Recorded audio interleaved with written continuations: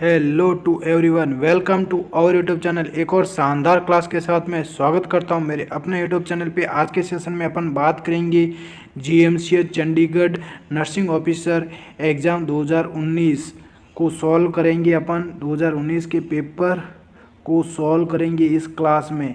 तो 2022 का पेपर अपन ने ऑलरेडी डील कर लिया। वो क्लासेस आपको मेरी प्लेलिस्ट में मिल जाएगी। जीएमसीएच पेपर सॉल्यूशन के नाम से प्लेलिस्ट बना रखी है, वहाँ से वो क्लास आप ज़रूर देख लेना। बहुत ज़्यादा इम्पोर्टेंट हैं ये प्रीवियस ईयर के सेशंस, तो वो क्लास ज़रूर देख लेना। स्पेशली 71 से 100 क्वेश्चन वाला वो पार्ट आप ज़रूर देख लेना।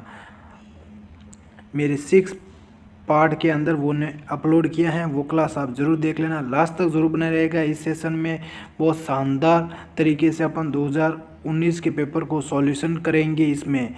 तो स्टार्ट करते हैं आज का फर्स्ट क्वेश्चन से। एक बार सेशन को मैक्सिमम स्टूडेंट के साथ में शेयर ज़रूर कर दे।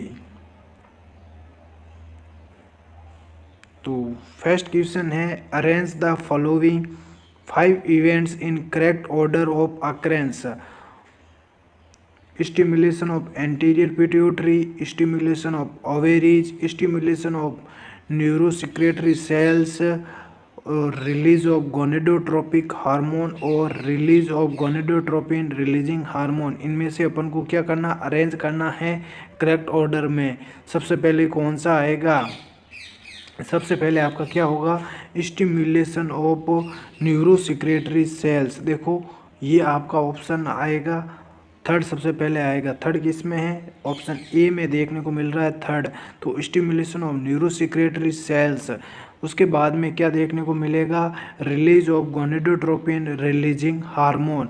तो थर्ड सबसे पहले आ गया, उसके बाद में फिफ्थ आ गया और release of gonadotropin releasing hormone. उसके बाद में फर्स्ट आएगा स्टिमुलेशन ऑफ एंटीरियर पिट्यूटरी। उसके बाद में फर्स्ट आएगा स्टिमुलेशन ऑफ एंटीरियर पिट्यूटरी। उसके बाद में आ जाएगा आपका release of gonadotropic hormone, fourth आ जाएगा। उसके बाद में फोर्थ आ जाएगा releasing of gonadotropic hormone. Next last में आपका आ जाएगा स्टिमुलेशन ऑफ ओवेरी सेकेंड। तो आपका ए ऑप्शन यहाँ पे बिल्कुल करेक्ट रहेगा। A option is the correct answer. देखो नेक्स्ट क्वेश्चन अपना है, इसको भी अरेंज करना है। Arrange the following events in the order of their occurrence in panic circle. देखो पैनिक सर्किल को अरेंज करना है अपन को ऑर्डर के अकॉर्डिंग। देखो एक में है एप्रीहेंशन और वरी, और दो में है अपना बॉडी सेंसेशंस, 3 में है परसीव्ड थ्रेट, और फोर्थ में है interpretation of sensations as catastrophic, और फिफ्थ में है ट्रिगर स्टिमुलस। देखो ट्रिगर स्टिमुलस सबसे पहले आएगा, तो फिफ्थ ऑप्शन अपना सबसे पहले होगा। फिफ्थ ये सबसे पहले, तो फिफ्थ सबसे पहले किस में दे रखा है, बी और सी में फिफ्थ दे रखा है। देखो तो फिफ्थ हो गया। तो ट्रिगर स्टिमुलस किस पे लगेगा, बॉडी सब जब सेंस करेगी, बॉडी जब सेंस करेगी। तो सेकंड आगा यहाँ पे आ जाएगा आपका, तो यहाँ पे सी ऑप्शन कट हो जाएगा। देखो सेकंड में मिल रहा है फिफ्थ और सेकंड। उसके बाद में परसीव्ड थ्रेट देखने को मिलेगी थर्ड, और उसके बाद में एप्रीहेंशन और वरी, और फोर्थ उसके बाद में हो जाएगा interpretation of sensations as catastrophic. तो इसमें आपका बी ऑप्शन बिल्कुल करेक्ट देखने को मिलेगा। देखो बी ऑप्शन यहाँ पे बिल्कुल करेक्ट देखने को मिलेगा, इम्पोर्टेंट है। B option is the correct answer, ध्यान रख लेना। नेक्स्ट क्वेश्चन है third, while receiving blood transfusion the patient develops chills and headache. What should be the nurse's initial action? Option A, notify the physician state. Option B, stop the transfusion immediately. Option C, cover the patient with a blanket and administer ordered acetaminophen. और option D में है slow the blood flow to keep the vein open. Which option is the correct answer? जी हाँ, आपका second option बिल्कुल correct रहेगा। Option B is the correct answer. Stop the transfusion immediately. देखो reactions देखने को मिल रहे हैं तो ट्रांसफ्यूजन को क्या करना, स्टॉप कर देना। चिल्स और हेडेक देखने को मिल रहा है तो समझ लेना रिएक्शंस हो रहा है तो स्टॉप कर देना ब्लड ट्रांसफ्यूजन को। ऑप्शन बी यहाँ पे बिल्कुल सटीक आंसर आएगा।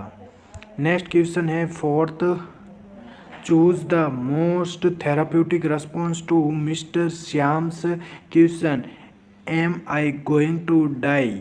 Option A, we all are going to die one day. Option B, what has your doctor told you?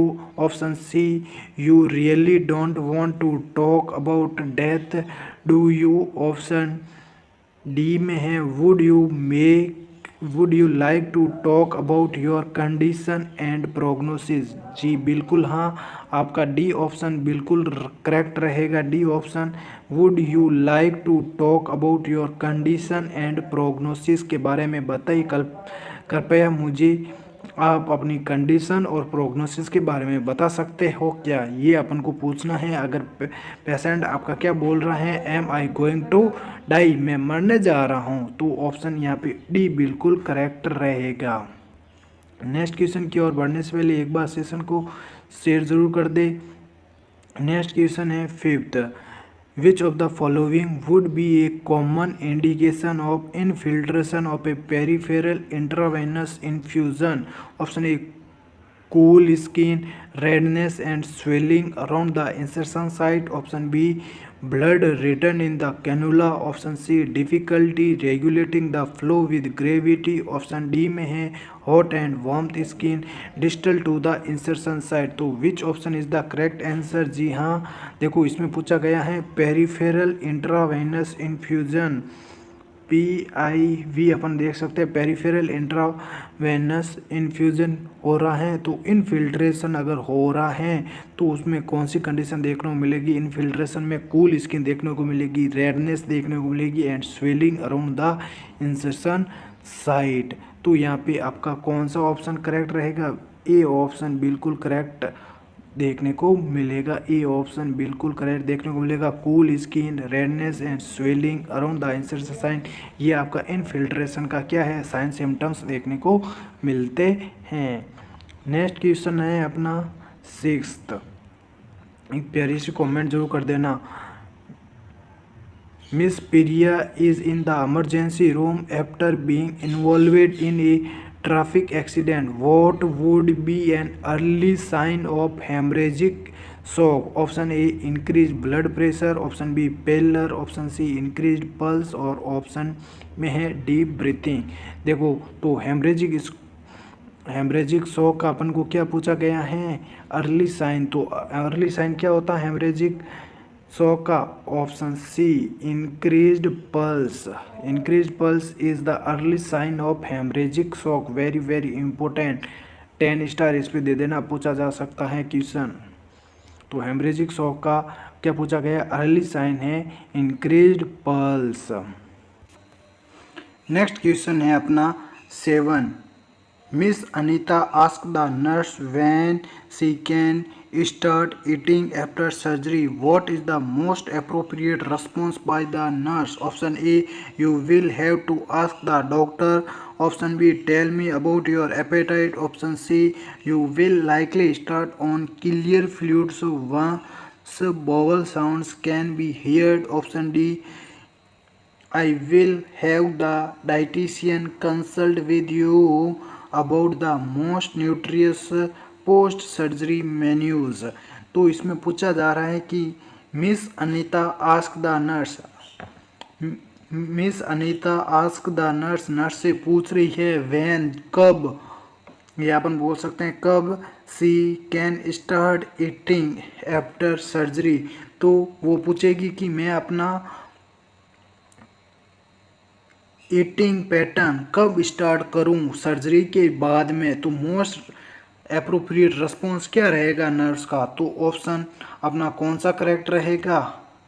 जी हाँ, ऑप्शन सी बिल्कुल यहाँ पे करेक्ट देखने को मिलेगा। देखो, you will likely start on clear fluids once bowel sounds can be heard. Bowel sounds एक बार सुनाई देने लगे तब अपन क्लियर फ्लूइड्स स्टार्ट करेंगे। Option C is the correct answer. Next question है 8 when caring for an infant during cardiac arrest which pulse must be palpated to determine cardiac function। तो कार्डियक फंक्शन को डिटरमाइन करने के लिए कौन सी pulse को अपन असेस करेंगे। Option A carotid, option B brachial, option C pedal और ऑप्शन डी रेडियल। तो कार्डियक के लिए सबको पता है ऑप्शन ए कैरोटिड पल्स को अब क्या करेंगे अपन पाल्पेट करेंगे। कैरोटिड पल्स ये क्या करेगा, कार्डियक फंक्शन को डिटरमाइन करेगा। कैरोटिड पल्स ऑप्शन ए बिल्कुल करेक्ट रहेगा। नेक्स्ट क्वेश्चन है 9th the evidence to assert whether or not experimental treatment या condition has made the difference refers to. Option A external validity, option B internal validity, option C criterion validity, option D construct validity. कौन सा correct रहेगा। Option B is the correct answer, internal validity. देखो validity का topic आप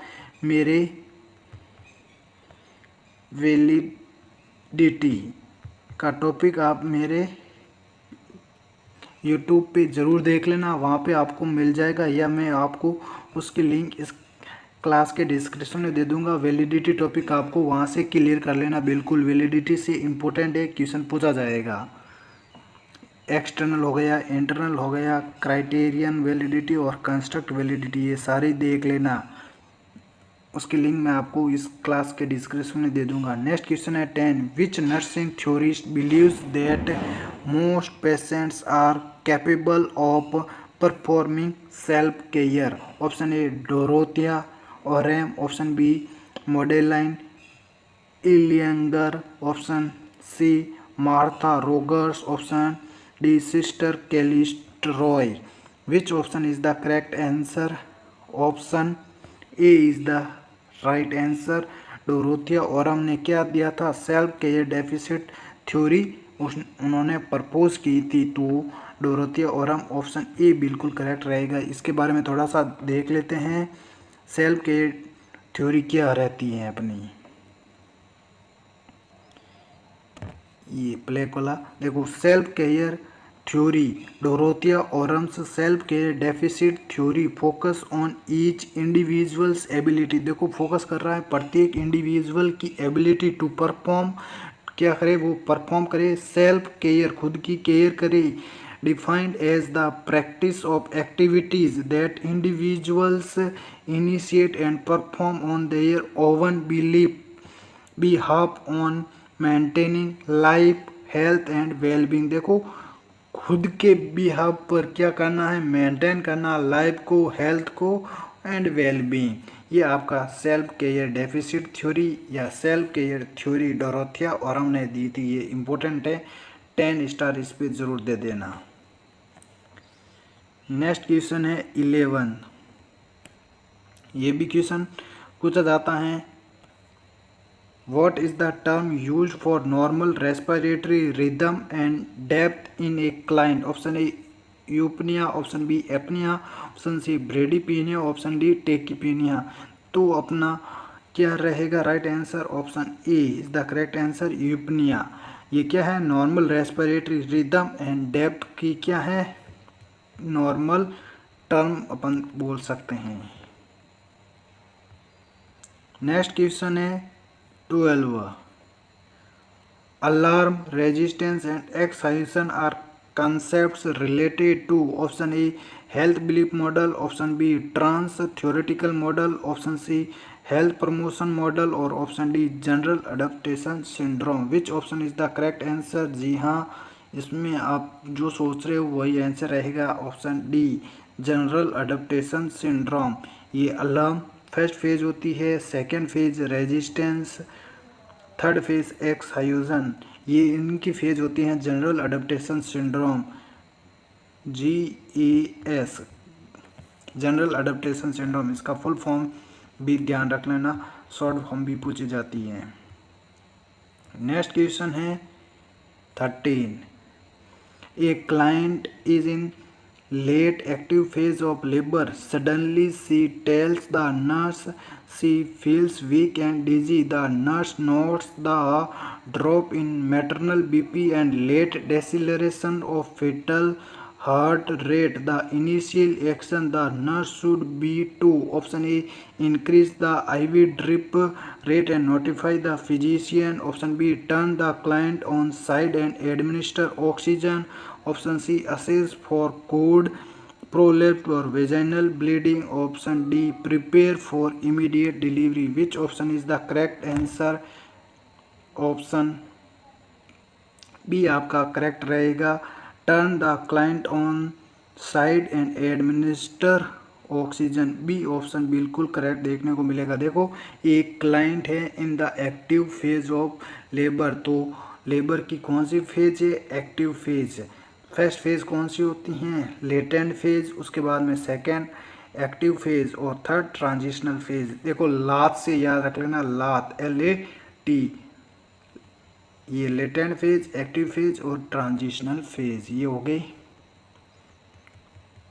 मेरे साथ continue आप रहोगे तो 100% मैं आपको ट्रिक के अकॉर्डिंग सारी टर्म्स याद करवा दूंगा। एक्टिव फेज हो रही है, सडनली अचानक से she tells the nurse she feels weak and dizzy देखने को मिल रहा है, and the nurse notes the drop in maternal BP क्या हो रही है? डिक्रीज देखने को मिल रही है, और लेट डेसिलरेशन देखने को मिल रहा है ऑफ फेटल हार्ट रेट। देखो फेटल हार्ट रेट का लेट डेसिलरेशन देखने को मिल रहा है। वेरिएबल डेसिलरेशन क्या देखने को मिलता है? वेरिएबल देख लेते हैं। हार्ट रेट कितनी होगी? लेस देन 70 हो गई। और लेट में क्या होगा? Heart rate more than 100, less than 110 हो गया। मतलब 110 अपन बोल सकते हैं 110 से कम होगी और 100 से ज़्यादा होगी उसको बोलेंगे लेट डेसिलरेशन।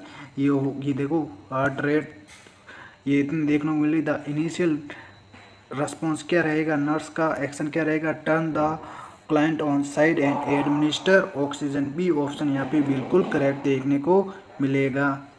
नेक्स्ट क्वेश्चन है 14.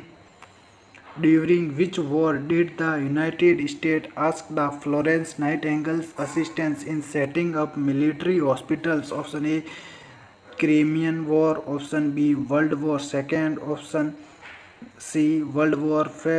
Option D, Civil War. Which option is the correct answer? Option A यहाँ पे बिल्कुल करेक्ट रहेगा। क्रीमियन वॉर या क्रीमियन वॉर में क्या नाइटिंगेल फ्लोरेंस ने मिलिट्री हॉस्पिटल को ट्रेन किया था? Option A is the correct answer.